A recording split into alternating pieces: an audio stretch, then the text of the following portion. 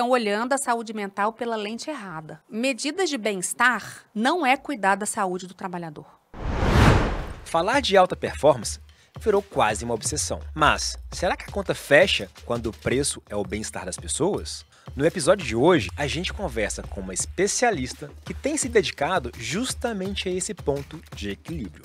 Como entregar mais, mas com mais saúde. Uma profissional que é referência em ergonomia da atividade e traz uma visão na prática sobre como cuidar das equipes sem abrir mão dos resultados. Não saia daí! Eu sou Bruno Amaral e este é mais um Veroncast.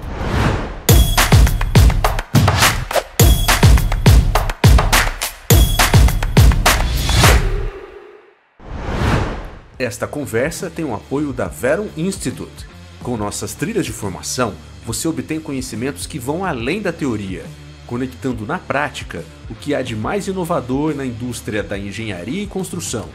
O próximo passo da sua carreira te espera na Veron Institute. Seja muito bem-vindo ao Veroncast, o podcast da Veron, que vem falar sobre inovação, melhores práticas em projetos e, sobretudo, como alavancar bons resultados. E aí, Gustavo, tá clichê, não tá não? Tem que mudar essa entrada, não tem? Eu já até eu decorei, você viu que eu decorei? Eu vi, cara. Como é que você tá? Tudo bem? As pessoas já devem olhar, lá vem o Bruno falando aquela mesma frase. Boa tarde, fala com o pessoal. Fala, pessoal, bom dia, boa tarde, boa noite. Mais uma vez, na 7ª temporada interminável. Interminável, isso aqui parece que é quase um seriado de novela mexicana, cara. Pô, não acaba. Não acaba, acho que é interminável. Mas hoje, sobre o que a 7ª temporada? Fala aí. Transformando pela colaboração. Isso, hoje ele ajuda a gente a enrolar a língua, gente. Mas ainda bem que a gente faz fonoaudiologia, a gente fala de forma bem devagar, melhorando, né, cara? melhorando. Mas e aí, como é que foi sua ida lá pro norte do Brasil? Cara, bom pra caramba. Andou meio fui do na Guiana mato. Francesa, trouxe uns negocinhos de Tapajós pra você também. Boa! Uma experiência Animado. muito boa, tá, cara? De volta a BH agora. Tive uns contratempos de pegar algumas doenças no meio do caminho, mas tô bem, hoje eu tô bem. Boa. E você, como é que foi a experiência? Estados Unidos, Fluminense? Foi bom. Porra, excelente. É isso aí, ó. Faço L todo mundo e vamos em frente, né? Ah, bom demais, cara. Ninguém entendeu como é que ele chegou lá, né? Agora caiu, todo mundo entendeu como. Boa, mas vamos parar de lero-lero. Lero, agora vamos falar de coisa séria. Vamos falar de coisa séria. Então quem tá aqui com a gente hoje, cara? Parceira de jornada, né? Sempre com a gente. Muito bom, cara. Nessa linha de transformar o mercado, muito bom. Trazer conceitos relevantes. Tenho certeza que hoje o papo vai ser sensacional. E mais uma vez falando sobre saúde mental, falando sobre um tema tão importante. Cada então, dia conosco, mais. né? Lili Assunção, ou Lilian Assunção. Acertei, né? Mas eu não quero falar sério não, hein? Não, Vocês por estavam favor. brincando, quero continuar. Vamos continuar. A quinta série reina. A quinta série aqui é reina. Então, não pede pra baixar o nível, não, senão a gente vai ficar... Prezinho, né? Prezinho, aí é complicado. Mas apresentar a Lili. Lili, então, especialista, né, em saúde mental, ergonomia. Tive diversas trocas com você ao longo da jornada Vero e sempre encantado quanto a uma maneira de falar de um tema tão importante que é a saúde mental e como que esse tema impacta, né, tudo aquilo que é invisível no dia a dia de uma corporação e que deixa a gente doente. Exatamente. Então, acho que hoje o papo, ele é leve, vai ter muita diversão, mas sem dúvida muito aprendizado. Lili, muito obrigado, né? A Lili hoje ela é CEO da Movas, né? Então uma consultoria especializada nesse assunto, mais de 20 anos de formação e atuação no mercado. Isso. Lili, obrigado aí pela presença, estar conosco, que honra. Obrigada, Bruno. Obrigada, Gustavo. Muito bom. Gosto muito de estar com o meu nome linkado ao nome da Veron, que a gente está numa caminhada árdua, né? Mas a gente consegue tornar esse solo árido também um pouco mais florido e mostrar de forma leve que é possível, sim, transformar o contexto de trabalho para que as pessoas possam ser felizes, que é para isso que a gente trabalha, né? Para mim, sinceramente, não faz sentido nenhum as pessoas trabalharem e se adoecerem. Então, as empresas só têm 2 caminhos. Ou elas são engrandecedoras ou elas são adoecedoras. E aí é sobre isso que a gente vai conversar um pouquinho hoje. Que fantástico. Começamos bem já. Já começou com a frase ali, o corte do Não Joel. temos um caminho do meio. Não temos. Isso aí. E cada um é o seu protagonista, né? Acho que assim, faz essa transformação. Lili, dá um passo para trás, para quem não te conhece. Você puder falar um pouquinho da trajetória, do teu background. Você hoje, né, como especialista com mais de 20 anos de atuação, é muito fácil a gente olhar, pô, Lili, mas quem que é essa Lili, né, por trás do LinkedIn? Né? Muito bom. Eu tenho um início no mundo corporativo muito ao acaso, porque eu comecei a minha carreira como especialista em longevidade. Eu sou fisioterapeuta de formação, mas só convivo com engenheiros, então hoje eu praticamente não sei fazer nada relativo à fisioterapia. E me especializei em gerontologia. E aí que começou uma caminhada interessante, porque o meu olhar sempre foi para a saúde. Eu não tinha um viés, talvez não tinha muita afeição para as pessoas envelhecendo adoecidas. Então, tem muita gente que se dedica a um envelhecimento mais patológico, para os idosos mais frágeis. Não era essa a minha pegada. E aí, como eu comecei a ter o olhar para as pessoas envelhecendo, eu pensei, gente, ergonomia, que eu tinha ouvido falar lá na faculdade, que eu me formei tem 25 anos. Lá atrás, eu não tive cadeira de ergonomia, mas eu tinha professores que pincelavam esse assunto. Falei, gente, esse negócio é interessante, porque fala de longevidade também. Sim. Porque para que eu tenha uma carreira longeva, eu preciso estar bem, fisicamente e mentalmente. Claro que esse link eu não fiz naquela época, né? Esse link eu estou fazendo agora. Mas aí eu decidi, falei, eu vou me especializar em ergonomia. Isso foi em 2003 para 2004. E aí, a primeira vez que eu calcei uma botina na vida foi na Samarco. E lá na Mina de Alegria, que foi, assim, a minha grande escola. Que ano isso, Lili? Foi em 2003 para 2004. Caramba, legal. E aí eu comecei a trabalhar, prestando consultoria sempre como consultora, para uma empresa de detonação de rocha. De explosivos. E aí eu comecei bem, né? Porque eu comecei numa área de risco. E aí que a minha paixão pela mineração começou. E numa ótima escola, que a gente ainda tinha uma Samarco ainda muito familiar, uma presidência muito acolhedora. E é ali que tudo começou. E aí, desde que eu entrei para esse mundo corporativo, principalmente das mineradoras, eu nunca mais saí. E aí, onde que eu linkei longevidade com longevidade das empresas? Eu sempre fiquei muito curiosa de por que tem pessoas que seguem uma carreira com saúde, mas tem pessoas que adoecem. Eu ficava, gente, por que essas pessoas estão se perdendo no meio do caminho? E o que essa empresa tem que tem gente que faz carreira nela? Não sei se isso é uma coisa que te deixa vocês curiosos. Tem empresas que a gente olha e fala, nem parece tão interessante. Mas tem pessoas com 40 anos de empresa. Eu acho isso extremamente curioso. Sim. Porque é sinal que tem algo muito bom ali, porque senão a pessoa teria saído. Mas tem empresas que a rotatividade é altíssima. Então, isso começou a me dar muita curiosidade para entrar para esse mundo da pesquisa, no mundo do trabalho. E aí, de lá para cá, graças a Deus, eu nunca saí do mercado. Então, desde 2003 para 2004, até os dias de hoje, eu passei por todos os tipos de ramo de mercado que você puder imaginar. Mineração de tudo quanto é tipo de minério no Brasil inteiro. Construção civil pesada, que sempre foi uma grande paixão. Foi onde o meu caminho se cruzou com algumas pessoas da Verum.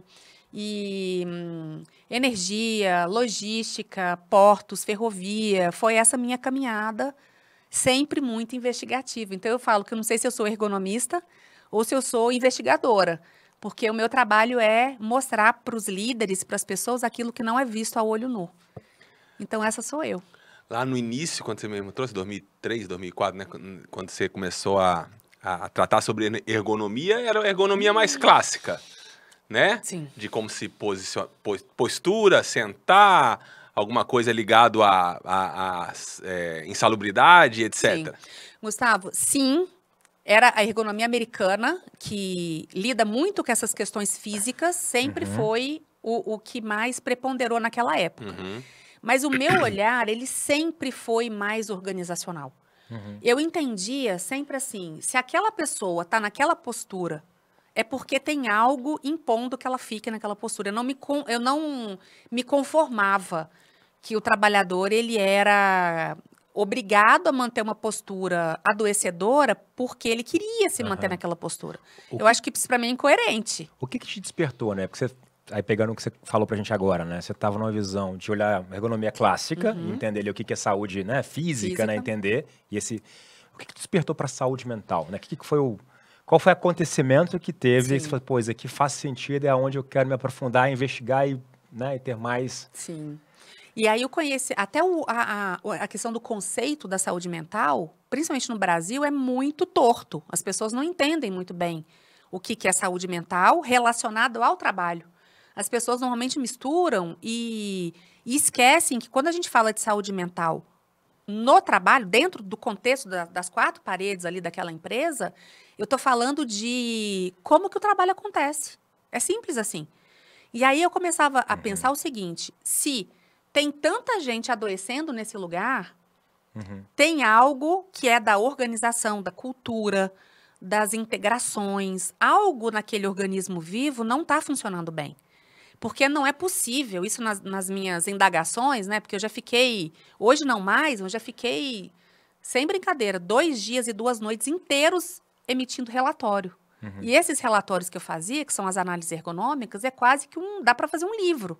Porque eu utilizo metodologia qualitativa. Os meus documentos são todos escritos. Então, vira realmente muita história para contar. E ali eu começava a pensar, tem algo na organização do trabalho que está adoecendo essas pessoas. Não é simplesmente o querer do trabalhador. E aí eu conheci a psicodinâmica do trabalho, que é do Christophe Dejour, um francês, que eu sou apaixonada com tudo que ele construiu para a gente no mundo. E o estudo dele, a ciência dele é toda pautada nisso. O que da organização do trabalho afeta a saúde mental dos trabalhadores. E ele estudou muito, que eu também estudei isso intuitivamente, sem saber que essa era a tese dele. Por que que existem ambientes, por exemplo, eu trabalhei muitos anos em mineração de ouro subterrânea. O índice de adoecimento era baixo. Por quê? Aquilo ali me encafifava. Eu ficava, gente, mas não é possível. Um ambiente ruim, muito melhor tá na superfície. Um ambiente escuro, a única luzinha era da lanterna. Um ambiente úmido, que você saía de lá pingando em bicas. Usando um macacão, assim, não tinha nada favorável. O ambiente era inteiro desagradável. E ainda assim os trabalhadores gostavam e amavam o que faziam. Eu falei, gente, essa lógica ela não é tão matemática. Não é 1 mais 1 é 2, não é. Tem alguma coisa dentro desse contexto que eu não estou vendo ainda. E aí foi onde eu entrei de cabeça no conhecimento da relação das pessoas com o trabalho.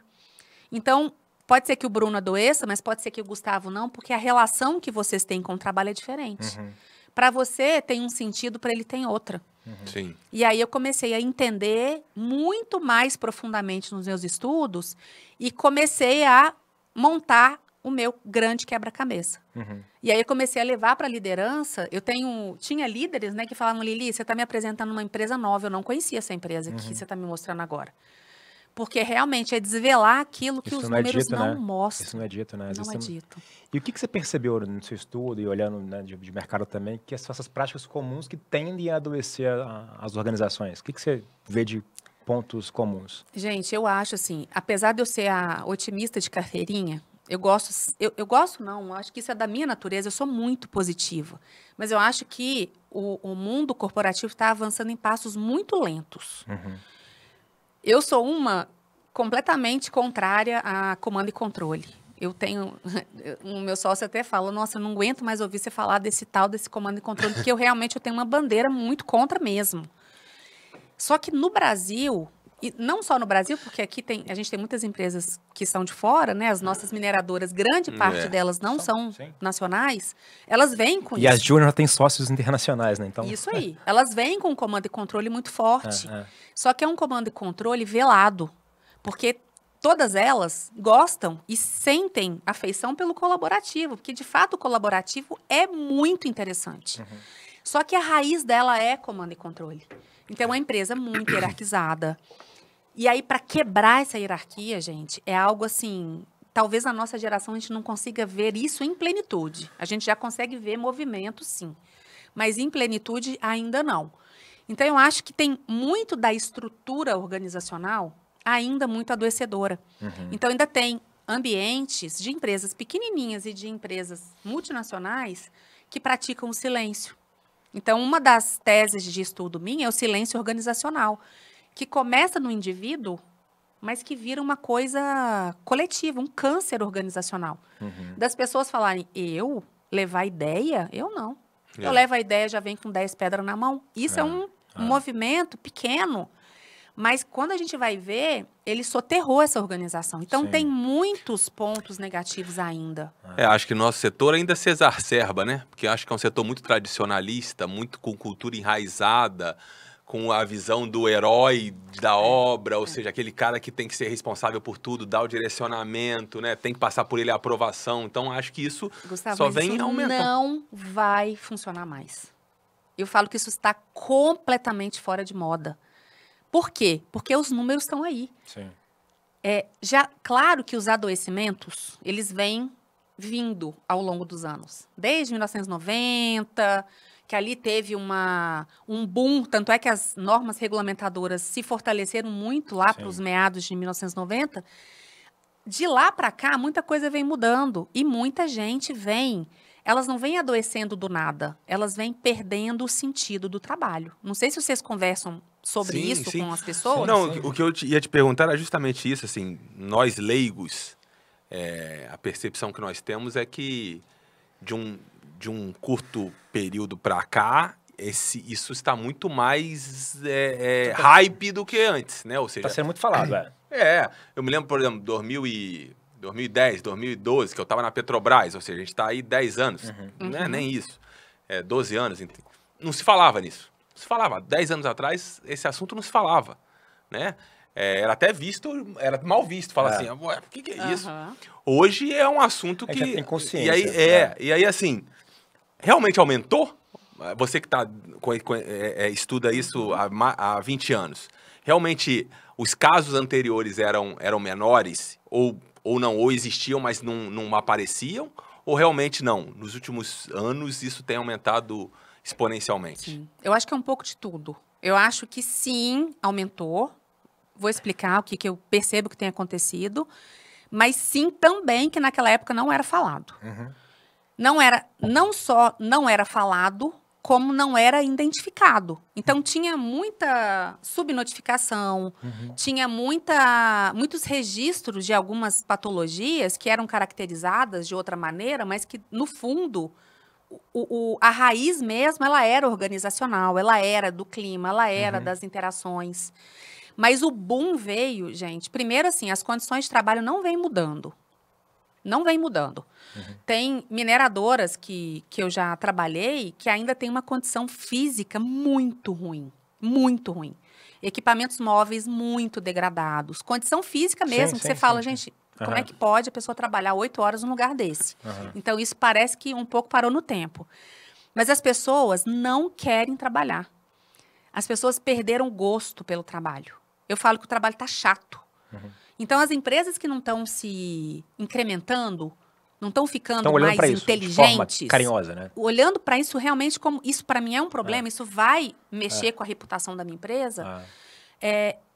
O número aumentou, sim. Então, tem muita gente... E aí, eu falo que não foi da noite para o dia. Porque as pessoas que estão adoecendo agora não são os jovens, não. Não é a geração entrante. Você não vê... Não são as pessoas com 20 e poucos anos. As pessoas que estão adoecendo são as que já estão no mercado de trabalho há mais tempo. Então, isso já vem um somatório de sobrecargas. E como a minha bandeira é organizacional e a parte que menos mudou, você não vê grandes organizações rodando a colaboração de A a Z. Você vê núcleos mais colaborativos. Então, por exemplo, uma empresa que tem várias unidades. Você vê uma unidade que já aderiu à colaboração, que o diálogo já é mais aberto, que o clima já é melhor, que o líder se preocupa com isso. Mas tem outra unidade da mesma empresa que não caiu a ficha ainda. Porque você inibe essa informação subir, né? Por coincidência, eu estava vindo hoje para cá, aí estava conversando com uma colega. E ela falando de um tema do dia a dia, um tema simples sobre o trabalho. Ela falou, mas o pessoal lá no projeto gosta de tal situação, etc. Eu falei, cara, mas por que vocês não estão subindo isso para as lideranças, né? Então, aí precisa falar um pouco do protagonismo. Medo. Então, assim, gente, tem medo de falar coisas que deveriam ser ditas, né? Gente, que por muitas vezes a gente não fica nem sabendo, né? Isso parece que é um fato simples, né? A gente está falando de medo, que é uma coisa tão normal. Desde criança a gente tem medo, né? A gente cria um ambiente para isso não acontecer, né? Só que nós estamos falando de performance, a gente está falando de resultado. A minha luta é a mesma sua, é a mesma do CEO da empresa, da mineradora X. Aí, pegando essa ótica, você entende que falta talvez mais consciência nossa do resultado que isso gera. Por que isso acontece, né? Porque a gente discutiu, então a gente está falando antes, do Escavarda teve aqui falando sobre isso, né? A gente teve a Luciana também falando sobre saúde mental e performance. Então, ou seja, é um tema que grandes organizações estão olhando para isso. Sim. Né? E aí você falou, eventualmente uma mineradora subterrânea com qualidade, né? O empregado ele tem até mais vontade de trabalhar. Por que isso acontece e por que a gente não está fazendo diferente, né, na tua visão? Gente, essa é uma pergunta muito complexa porque ela passa muito pelo individual, né? Passa pela consciência individual do líder, que tem líderes que realmente são mais sensíveis e tem outros líderes que vão ter que mudar, porque se não mudar ele vai ser carta fora do baralho. Mas o que eu acredito também, Bruno e Gustavo, que muitas empresas, isso eu falo sem nenhum medo, estão olhando a saúde mental pela lente errada. Medidas de bem-estar não é cuidar da saúde do trabalhador. Não é. Isso é uma perfumaria, isso é uma prática que pode ser que dê resultado, mas muito certamente não dará. Por quê? Porque não encontra o X da questão. Vou dar um exemplo. Se eu tenho uma organização extremamente hierárquica, piramidal, silenciosa, onde os trabalhadores morrem de medo, essa é a realidade nossa do Brasil, onde as pessoas estão invisíveis, né? Onde só brilha o líder e todo mundo que está no bastidor daquele número que o líder vai apresentar numa reunião de performance, ninguém aparece.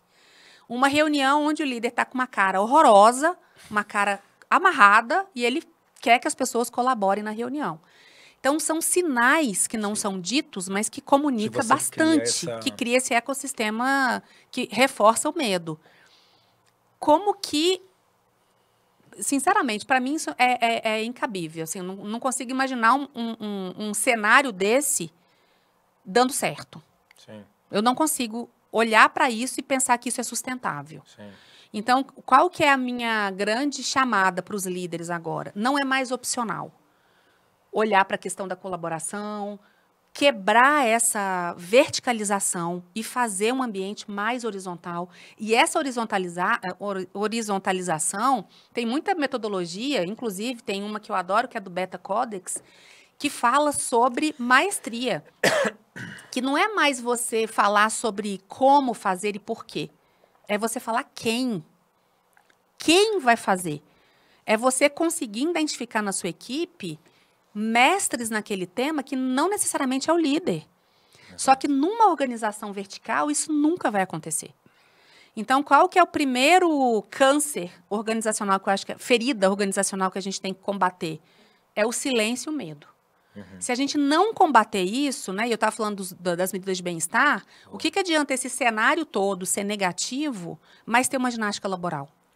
Ou ter uma massagem, ou ter um cartão de Gympass. Isso é pro LinkedIn, né? Eu não estou dizendo que isso não é legal. É legal, atividade física é obrigatório, também não é opcional. Só que isso não é contraponto de uma ferida organizacional. Na sua visão, esses seriam os principais sinais que as empresas ignoram? Outro sinal que as empresas ignoram é o que está por trás dos números. Essa é a minha... Em qualquer lugar que eu entro, essa é a minha luta. E o que está por trás dos números? Um sofrimento tremendo das pessoas para gerar aquele resultado.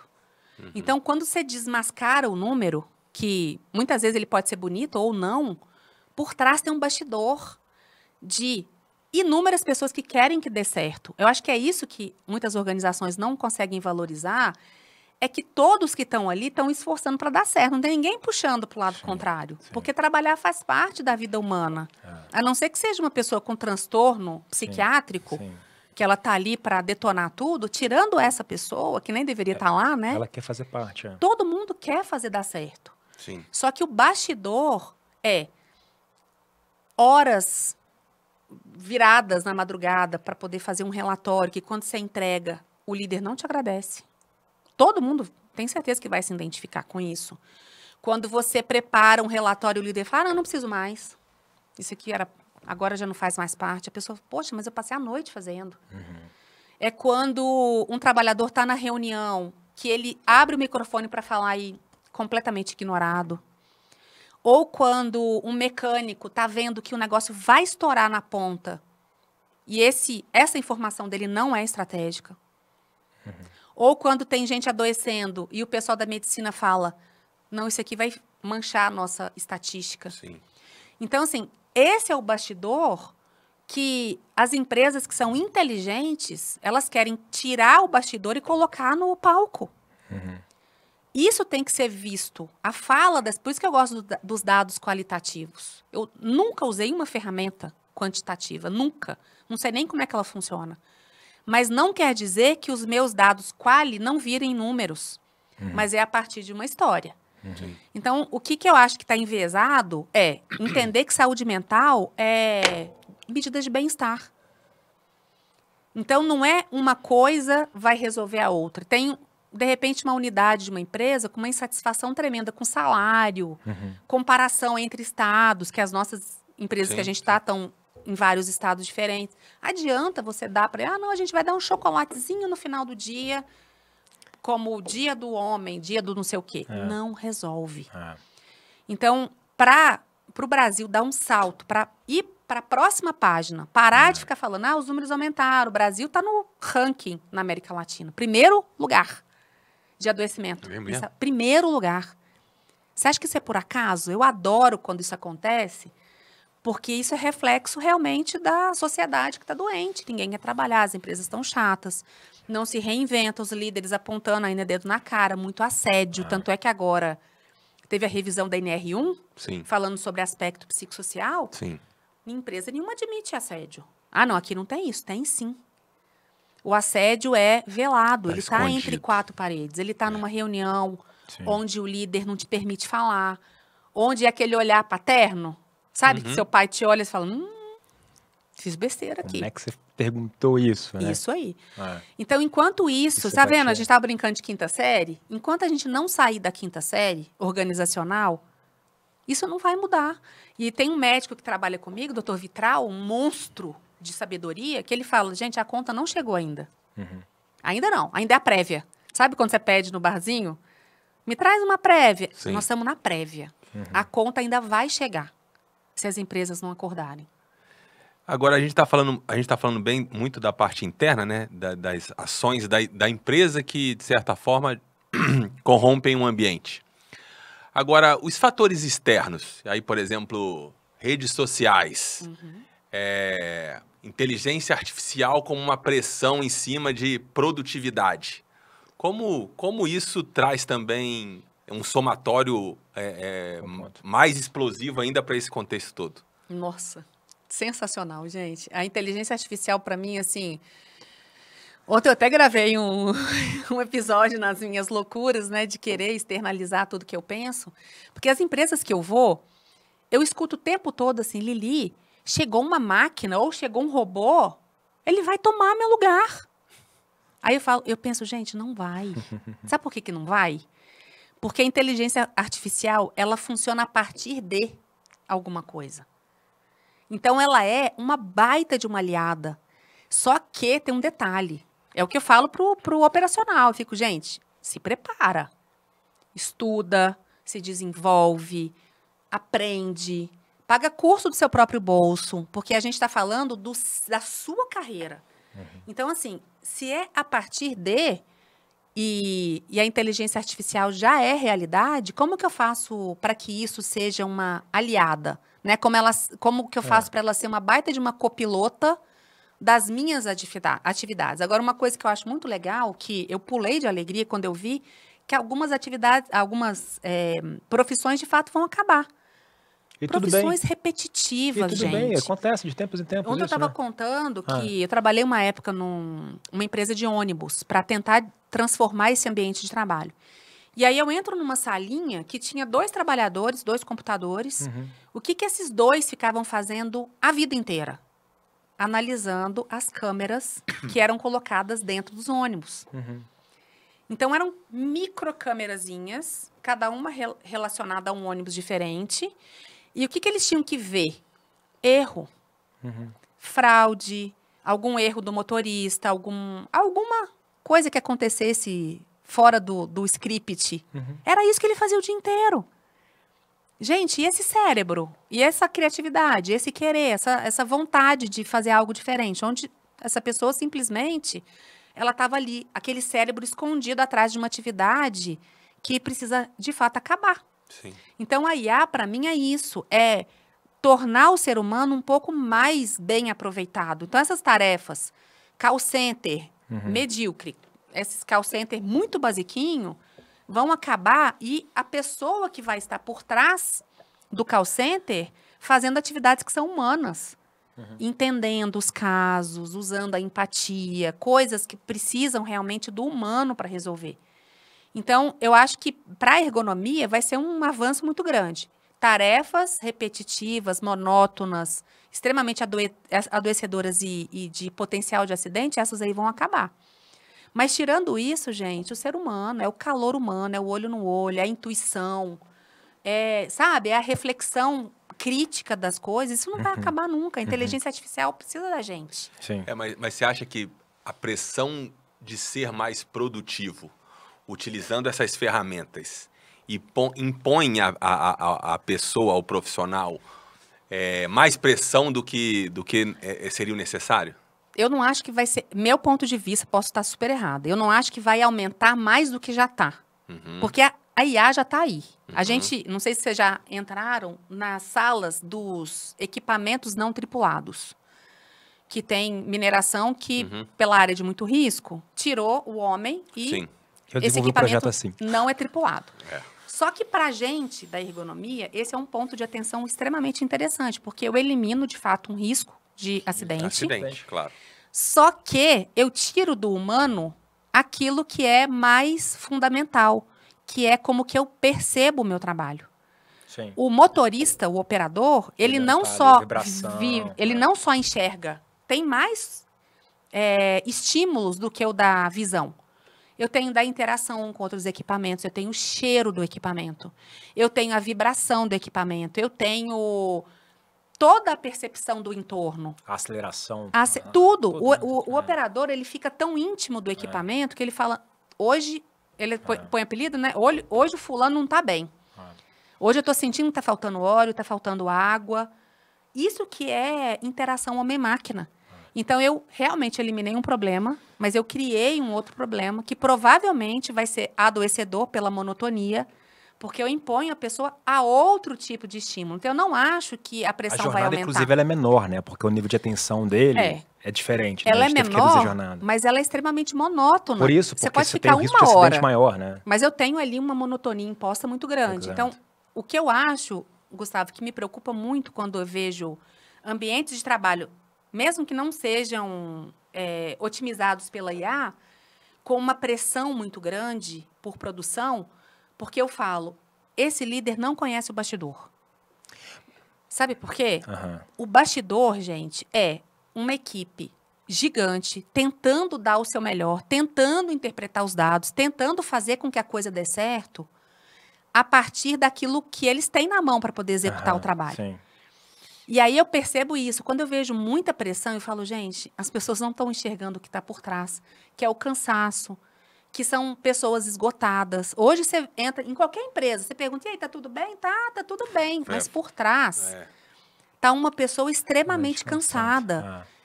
Mas talvez nesse ponto, Gustavo, assim, voltando no ponto dele, né? Porque num cenário que uma empresa está doente, a partir desse pressuposto que você falou que o Brasil, a gente está doente.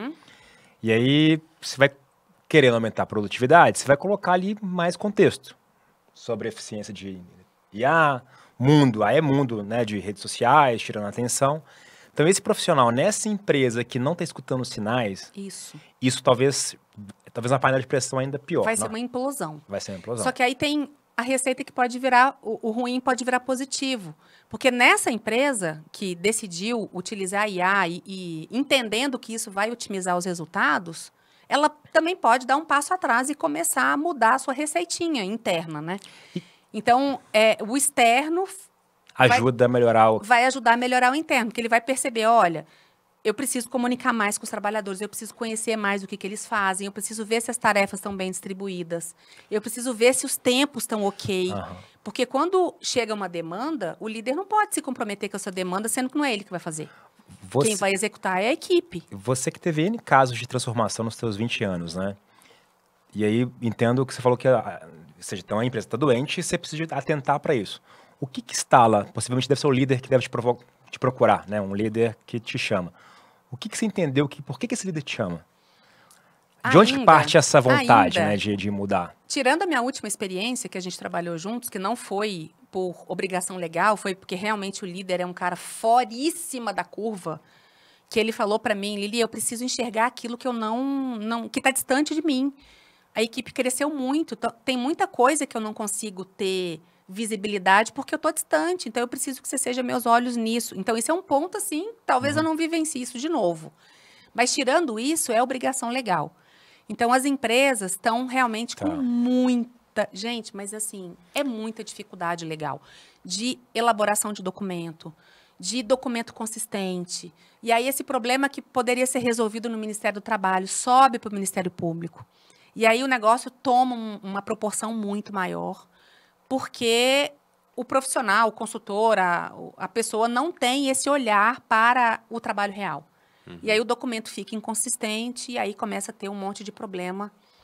Envolve jurídico, tem empresa até que fecha, tem empresas pequenas que por uma ação do Ministério Público essa empresa falha, ela fecha, ela não consegue mais seguir as suas operações. Então, assim, eu tenho esse desejo de que mais e mais pessoas comecem a demandar do ergonomista, porque realmente entenderam que tem algo que não está sendo visto, que tem, um exemplo, números da saúde, que muitas vezes o gestor de saúde fala, a gente não consigo entender. A gente tem tanta ação interessante, a gente cuida da saúde das pessoas, mas ainda assim a gente está com um número estrondoso de adoecimento. Eu preciso entender o que está acontecendo por trás desses números. Então, essas curiosidades é que as empresas precisam começar a entender. Outra coisa, que também é tese do Christophe Dejour, quando você chega numa empresa que você olha e fala, gente, isso não está legal. A gente, com muito tempo de caminhada, é difícil uma empresa passar a gente para trás, né? Parece que é uma coisa, um cheiro, uma coisa que a gente fala, tem algo que não está batendo aqui. Você chega numa reunião, você vê no corredor uma reclamação. Por alto, assim. Aí você vai para uma reunião, os números lindos, verdes, tudo sensacional. Fala, tem algo aqui que não está batendo. Então, é essa curiosidade que eu queria que as pessoas começassem a despertar e questionar os seus números. Será que realmente essa normalidade, será que está tudo tão normal, tão bom assim? Entendi. Por trás, é como se abrisse a caixa da normalidade e ali você vai encontrar pessoas insatisfeitas, pessoas querendo falar. Às vezes eu faço roda de conversa que eu praticamente não falo.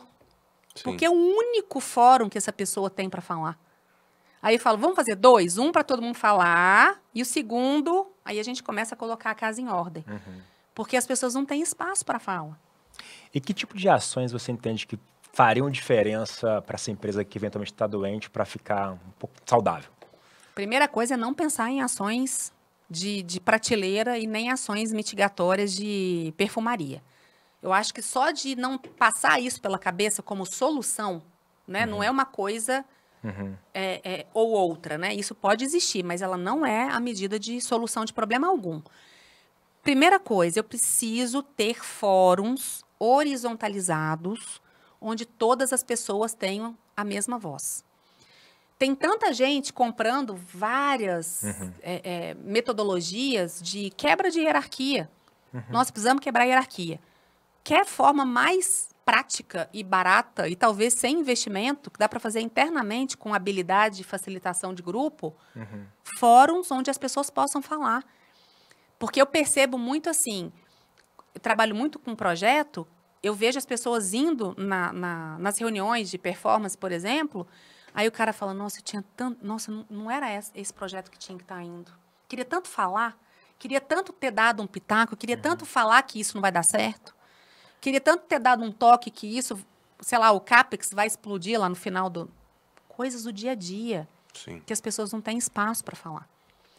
Então, se a gente abre esses fóruns, gente, isso vale mais do que qualquer tipo de ação de bem-estar que está custando o olho da cara. Estabelecimento de ambiente seguro, né? Criar comunicação ali, ambiente Ô, seguro. gente, mas ambiente seguro, isso também é um outro ponto interessante. Não é só... Eu adoro trabalhar a imagem corporal, né? O líder, vamos desenhar um avatar ali de um líder. Carrancudo, com a cara fechada, grosseiro no dia a dia, chega no trabalho, não cumprimenta ninguém. Acho que a gente conhece vários assim. Na hora do almoço, faz questão de almoçar sem ninguém do time.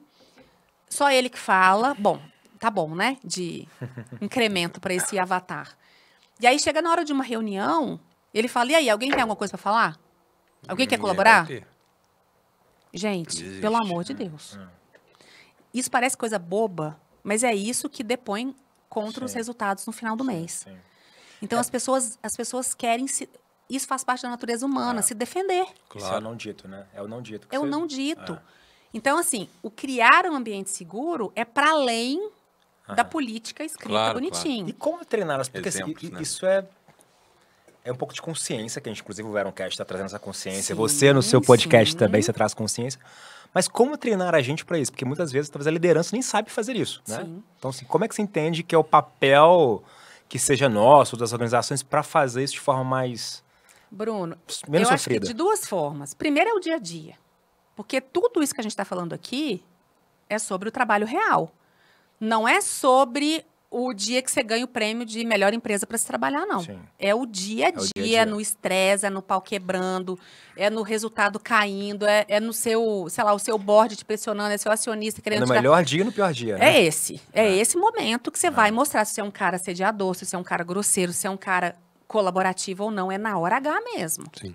É aí que o negócio vai mostrar que é ou não. Só que a gente teve uma experiência, já em 2 projetos que eu tenho essa vivência, que eu estou completamente apaixonada, que são as mentorias. A gente botou esse nome porque é um nome comercial, todo mundo conhece. Mas a gente poderia, sei lá, botar um apelidinho nesse momento. Gente, mas foi um momento entre 4 paredes, de extrema vulnerabilidade, eu e mais um líder, onde, como eu estava acompanhando a rotina do dia a dia desse líder e da equipe, eu ia ajudando esse líder a enfrentar as suas vulnerabilidades, seus medos e as suas falhas. Sim. Então, por vezes, eu tinha, sim, nos meus últimos projetos, líderes que tinham uma aparência mais séria, mas que no fundo não era realmente só uma aparência. Mas que quando ele tomou consciência, ele falou, sério, Lili, que as pessoas pensam assim de mim? Nossa, então eu vou começar a me observar melhor. Legal. Teve um outro líder, que a gente também teve esse insight na mentoria, que ele era um cara que o sonho dele era ser disponível para a equipe. Porque ele falava, gente, eu sou um gestor de obra. No mínimo, eu preciso ter contato com a minha equipe. Eu preciso saber o que está acontecendo. Eu não estou nas obras o tempo inteiro. Só que ele tinha esse desejo, mas ele não tinha agenda. Agenda extremamente ocupada. E isso é completamente incoerente. Você querer e não ter agenda. Todas as vezes que alguém da equipe chegava até ele, ele estava ocupado. E ele fazia, não. É o que a gente sempre vê, não. E aí, Disponível. ele me pediu ajuda. Ele falou, Lili, eu preciso de ajuda. Como que eu faço? Eu falei, muito simples. Não tem nenhuma dificuldade nisso. Você tá botando um problema onde não existe. Toda vez que chegar uma pessoa na sua mesa, você vai fechar seu computador e vai falar, vamos conversar. Ele falou, Lili, mas eu não vou mais trabalhar. Eu falei, eu dou meu dedo, que as pessoas não vão abusar da sua confiança. E, de fato, gente, ele faz isso até hoje, o projeto já acabou há muito tempo, ele continua tendo essa prática de disponibilidade e as pessoas não abusam. Por quê? A gente está lidando com adulto, gente. Nós estamos lidando com criança. Então, as pessoas sabem, olha, eu vou lá nele na hora que eu precisar, porque ele está disponível. Cadeia de ajuda, né? De repente, eu vou só tirar o negócio para uma bomba não estourar. As pessoas não vão sentar do seu lado com um cafezinho e ficar falando da vida. Sim. Então, essa disponibilidade começa do Fato. líder falar, Fato. gente, eu preciso conhecer a minha equipe melhor, mas Fato. para isso eu preciso ter tempo. Ah, Porque senão começa o rótulo. Eu vou tentar resolver sozinho porque o Gustavo não tem tempo. Só que vai chegar um ponto que eu vou tentar resolver sozinha e não vai dar bom. Vai começar a dar problema. Só que como começa a dar problema e eu tenho medo do Gustavo, eu guardo o problema para mim. Até o problema explodir. Gente, olha a linha do tempo que a gente criou por falta de intimidade do líder com a equipe. Sim. Então, esse criar ambiente seguro é para além da política. É o líder se comportar como uma pessoa disponível. É o líder responder os WhatsApp. É ele colocar limite, é óbvio, né? Sim, Os sim. limites É, também exemplo. são necessários. sim. Só que ele tem que ter isso como uma prioridade na vida dele. Boa. Você falou que a maioria das pessoas que estão se adoecendo é numa faixa etária, sei lá, 40, 45 anos, né? Não são muito Os jovens e jovenzinhos. tal. de certa forma, a convivência de várias gerações influencia nesse conjunto de coisas? Ou seja, a gente tem uma geração talvez mais tradicional, que exerce uma pressão do comando e controle, como você mesmo disse, e tem uma geração nova que está vindo aí que é rolo compressor em relação à forma de trabalhar. E aí estamos com esse grupo talvez ensanduichado aí. Uhum. É mais ou menos nessa linha? Esse é um tema que eu amo. Poderia ficar aqui o dia inteiro falando de intergeracionalidade. Até porque eu trabalho com longevidade, eu adoro ver como que as pessoas vão aprendendo a conviver uma com as outras. Porque trabalhar é conviver. É simples assim, é convivência. Hoje a gente tem 5 gerações trabalhando juntas. 5. É muita gente, né? Muito. Então, não falando das letras, né? Do X, Alfa, etc. Mas eu tenho ali do jovem aprendiz, tá chegando ali com seus 16, 17, 18 anos. Aí eu tenho de 20 e poucos até os 30 e poucos. Eu tenho os do 40 até os seus 50, 60. E a gente já tem os de 70 para cima. Já tem muita empresa que já tem gente de 80, 90 anos trabalhando. E a gente tem empresas longevas aqui em Minas, né? A gente tem construtoras que são centenárias, a gente tem uma Araújo, que é centenária, que tem, sim, as pessoas com 90 anos trabalhando. Gustavo, eu acho, pela minha vivência, que eu já entrei com o meu estigma pronto.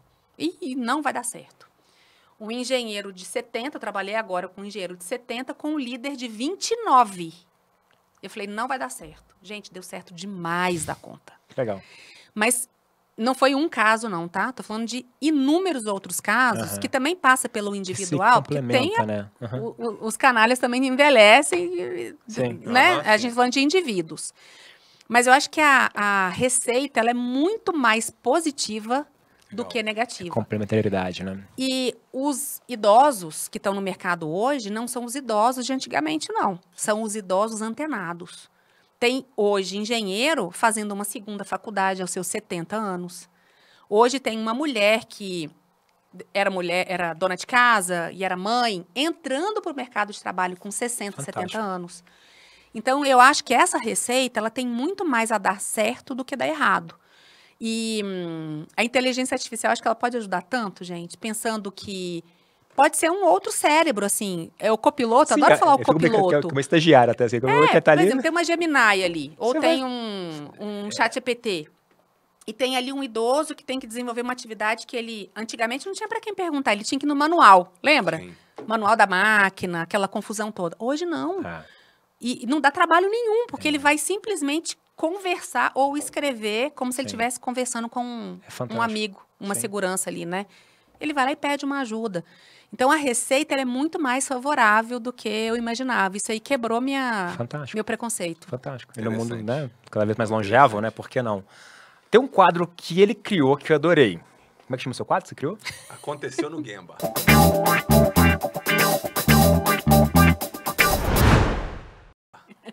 Adoro. Explica pra ela o que aconteceu no Gemba.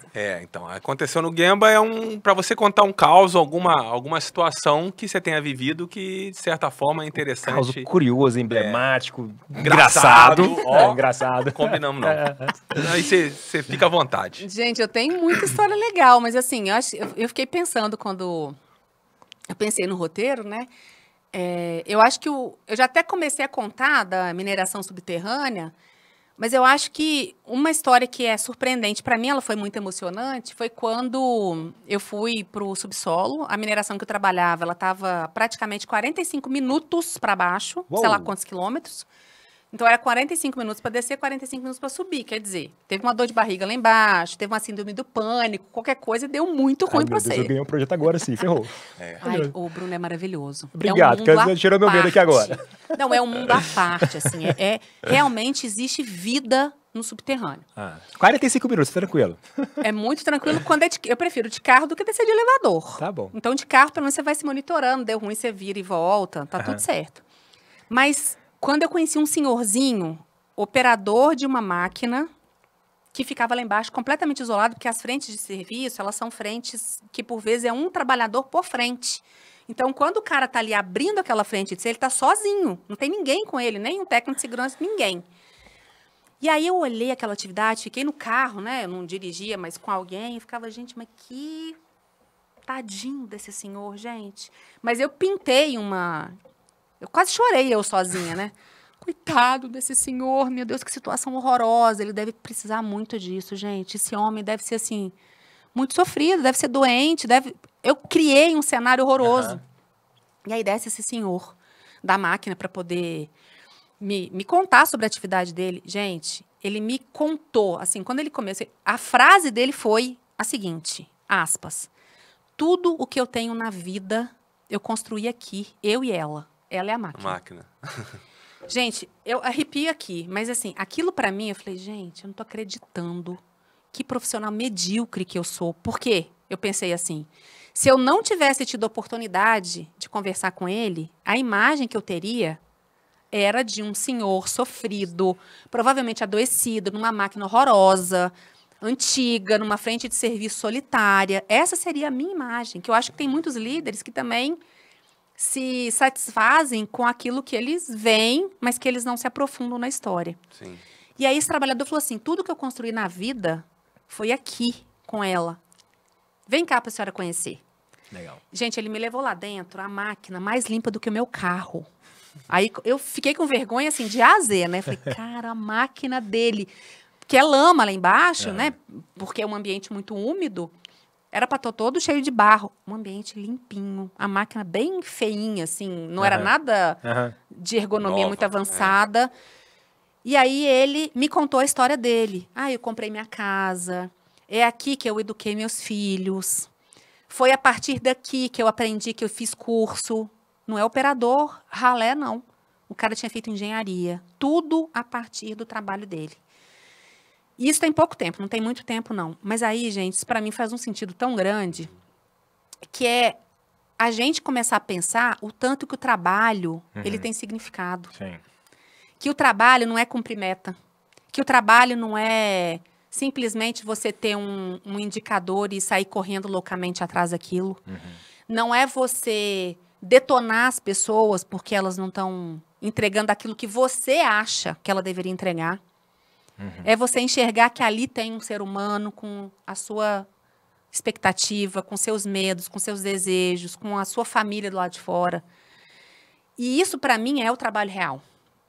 Então, a partir disso, e desde sempre, mas a partir disso, o que ficou muito claro para mim? Eu nunca mais vou estereotipar. Nunca mais eu me permiti colocar um rótulo. Sim. Nossa, tadinho, que lugar horroroso. Não, pode ser horroroso para mim. Sim. Mas para ele é a vida dele. E aí o mais legal nessa mineradora, que o CEO de lá é um cara assim também, acho que uma das melhores pessoas que eu já trabalhei em toda a minha vida. Ele ia pro Gemba, sempre. Ele não era um cara que passeava bonitinho, só quando tinha encontro de acionista, não. Ele estava sempre lá. E aí eu levei ele nesse senhor para ele poder conhecer. Que legal. E aí ele mesmo falava, isso para mim, ó, que é o resultado.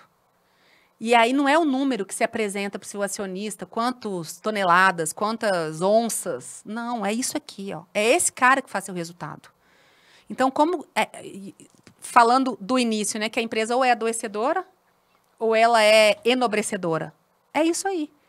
Ou o resultado vai ser de enobrecer as pessoas que fazem parte daquilo, e os líderes vão ter orgulho do resultado, que por trás do resultado não está manchado de incoerências, ou é o contrário, não tem um caminho do meio. Então, que mais e mais pessoas queiram ir no Gemba. Não é passear no Gemba, né, gente? Pelo amor de Deus. O Gemba. É você... Primeiro que não existe um Gemba, pelo menos não até hoje, sem pessoas. Ou pessoa. Pode ser que tenha tudo robô, mas tem uma pessoa ali, que está no comando dos robôs. Quem é aquele indivíduo? O que ele pensa da vida? O que ele está fazendo ali? Por que ele está ali? Conversando. Ele está ali por falta de opção? Ou ele está ali criando uma carreira? Porque, às vezes, a situação de trabalho é horrorosa, mas o cara está lá há 40 anos. E as pessoas são felizes lá, muito felizes. O Gustavo estava me falando do Macapá. Felizes. Eu fui na mina, né? Deve ter uma 2 semanas, né? Que eu estava lá em Macapá. Macapá não, mais longe, né? Quase na Guiana Francesa. O quão bem recebido eu fui. Isso fez uma diferença. Aí o pessoal estava preocupado com comida, como é que ia ser. Aí chegando no dia cansado, segunda-feira, churrasco. pessoa fez, comprou. Inesperado, né? Inesperado, assim. E não é o churrasco em si, mas é o carinho de receber bem. Ô, Bruno, que é um... E isso é tão legal, porque aí você deu match, né? Eu falei, cara, beleza. Não, se comprei, já tava querendo, se a deu match, vambora. recepção foi assim, você já imagina que o restante vai ser melhor do que isso. E você cria simbiose, né? Então, assim, e são pequenos atos que você consegue. Gente, você quer um último exemplo de Gemba, que esse também, de fato, me marcou muito, que foi bom e muito ruim, que foi um pessoal de topografia. Eu fiquei 8 horas com eles, mas não é uma área de topografia de rodovia, não. Era no nada, completamente no nada, no matagal, mina de ouro também. Eles estavam fazendo sondagem para começar uma mina nova. Não tinha banheiro, obviamente, né, gente? Banheiro é luxo. Eu sou menina, e eram todos meninos. Quer dizer, eu fiquei 8 horas sem fazer xixi. E eles não sabiam que eu iria, porque só o técnico de segurança que sabia. Quer dizer, comida. Porque eles pediam marmita, que chegava sei lá como. Nem sei se era por drone que chegava comida lá. Mas eu sei que eu não tinha comida para mim. Gente, mas foi uma manifestação de afeto tão grande, porque todos nós rachamos a marmita. E eu lembro que era pé de porco. Não sei se vocês gostam, eu acho delicioso. Mas a marmita era pé de porco, no meio do mato, e não tinha para mim. No final das contas, era todo mundo compartilhando comigo os seus pedacinhos de carne, assim. Para você ver o tanto que essas pessoas estão lá porque o trabalho faz sentido para elas. E como que a gente não olha para isso, gente? Não tem a menor condição.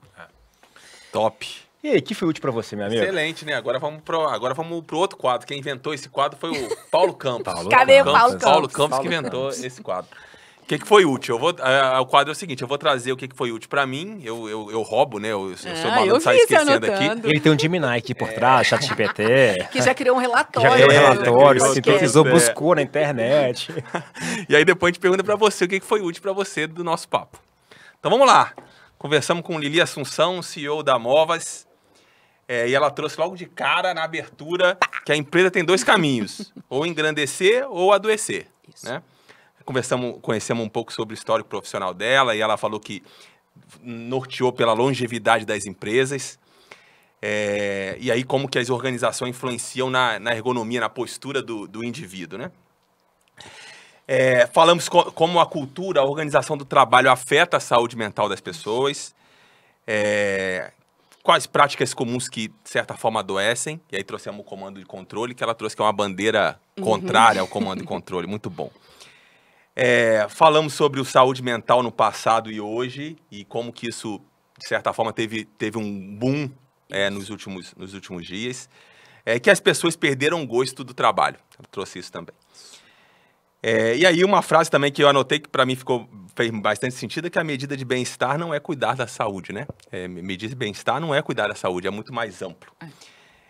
E aí, junto com o Bruno, combater silêncio e medo como um grande foco. Falamos sobre exemplos de situação das organizações que destroem o clima, como que a IA pode impactar, como que as gerações também, de certa forma, contribuem para esse cenário. Como que ela atua, e aí, de certa forma, na maior parte do tempo é através de obrigação legal. E aí, falamos um pouco sobre as ações necessárias para que a gente busque manter um ambiente com mais saúde, e não ter perfumaria, e talvez ter fóruns horizontalizados. Agora a gente falou de um monte de coisa, né? Bastante conteúdo, hein? Aí ela falou sobre o projeto dela. Não é? Eu falei contigo, é ele. Você que falou tudo. Vocês dois aqui. Você que falou tudo. Aí depois você trouxe sobre o seu projeto Mentorias, não é isso? Maravilhoso. E aí terminamos também com várias histórias do Gemba, só que para mim... vários causos, só que para mim ficou um grande lema: não colocar rótulos. Isso. Fantástico, Nossa, hein? Gustavo. Ele manda bem pra caralho. Eu tentei fazer uma vez, eu desisti. Você vai ter que superar ele, eu posso melhorar. Não, melhorar, assim, ele é meu mestre nisso. Muito boa, a capacidade de síntese dele é muito boa. Mais ou menos. Que aprendizado, viu, Lili? Acho que vou Me manda sua anotação depois. Acho que assim, é sempre bom que a gente aprende muito o Veroncast, né, cara? Top. A gente começa a aprender. Eu diria pra mim, até passando a palavra, que foi útil pra mim aprender com você e fazer refletir. Acho que...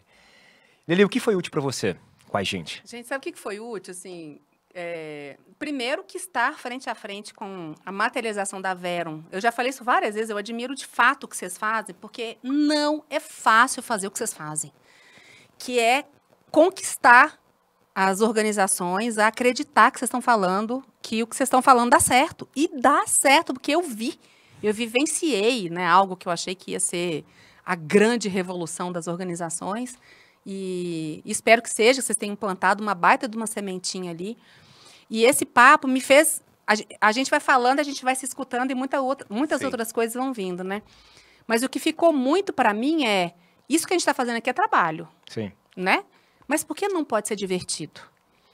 E levar isso também para as organizações. Por que a gente não pode fazer fóruns e reuniões de performance, etc., que também sejam mais divertidas, mais leves? É isso aí. Porque acho que a diversão educa também. Exato. Porque a gente está num ambiente muito carrancudo, um ambiente muito sisudo.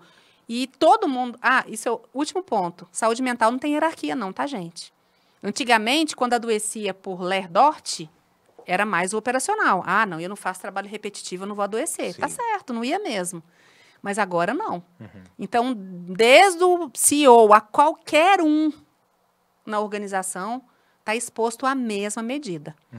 Então, vamos divertir, porque senão a gente não vai longe, não. É isso, continuamos com a quinta série ativa. A quinta série você tá com a gente. A quinta série, ela é... Vambora. Vambora. Bora. Fechamos? Obrigado, pessoal. Obrigado, até a próxima. Obrigada. Este episódio contou com o apoio da Verum Institute. Quer ficar atualizado com os conceitos e práticas que estão revolucionando a indústria da construção? Conheça a nossa trilha de formação AWP. Estude com profissionais que são referências no setor e conquiste um certificado reconhecido internacionalmente. Acesse www.veruminstitute.com.br e garanta seu passaporte para essa jornada de conhecimento rumo ao sucesso profissional. O Verumcast é uma produção da Verum Partners e da Verum Institute. Este episódio contou com roteiro e produção de Joel Corsini, edição e pós-produção Grace Lisboa, logística Camila Ishikawa, marketing Valéria Trombini e Bruna Sanino. A Verum Partners e a Verum Institute estão no LinkedIn, YouTube, Instagram, Facebook, Spotify e nos principais agregadores de áudio. É só nos procurar e seguir a gente por lá. Até o próximo episódio.